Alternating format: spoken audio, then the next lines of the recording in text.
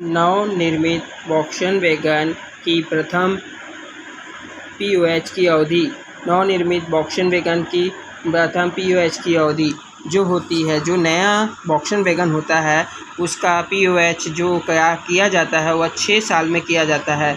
और पूरे ट्रेन में हीट पाइप कितने प्रेशर में चार्ज किया जाता है?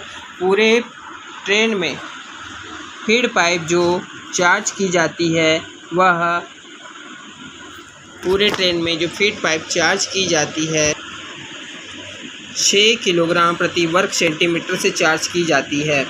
बीजी वैगन के ट्रॉलियों के बीच चक्कों के व्यास में मान्य विभिन्नता क्या है? चक्कों के व्यास में मान्य विभिन्नता जो होता है वह 25 मिलीमीटर का होता है।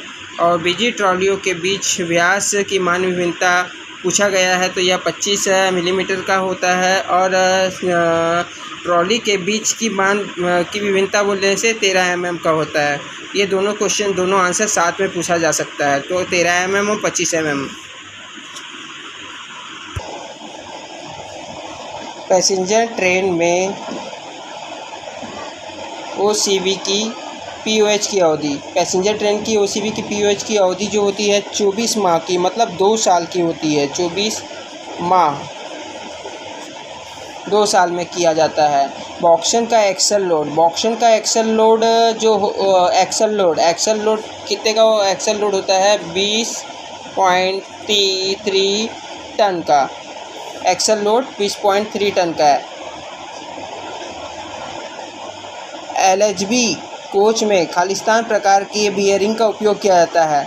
तो एलएचबी कोच में कार्ट्रेज टेपर रोलर बियरिंग का उपयोग किया जाता है। सीटीआरबी कार्ट्रेज टोटल रोलर बियरिंग का उपयोग किया जाता है।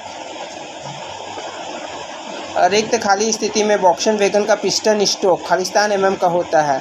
खाली स्थिति में देखिए उस समय में आप बताया गया था पहले के इसमें कि लोडेड की अवस्था में 130 ± 10 और खाली में होता है 85 ± 10। बीजी कोच का फ्लैट प्लेस होता है। बीजी कोच का फ्लैट प्लेस कब होता है? कितना mm का होता है? 60 mm का होता है। एयर ब्रेक सिस्टम में सेंसिटिविटी टेस्ट के दौरान ब्रेक पाइप में एयर प्रेशर ड्रॉप होने से ब्रेक सप्लाई होता है। कितना में? 0.6 किलोग्राम 6 सेकेंड में, मतलब 6 सेकेंड में। ब्रेक वैन लॉफ्ट व्हीकल में कंटिन्यूटी टेस्ट खालिस्तान किलोग्राम, इसका तो मैं कंफर्म नहीं बता पाऊँगा क्योंकि इसका शायद हो सकता है 0.5 कुछ है, उतना मुझे याद नहीं आ रहा है। ये रेल लेवल से ऊपर बफर के मध्य तक महत्तम ऊंचाई, मैक्सिमम ऊंचाई बोल रहा है, तो मैक्सिमम की ऊंचाई कितनी होती है? 11.05 मिलीमीटर की होती है। वोक्सवैगन के ए डायमेंशन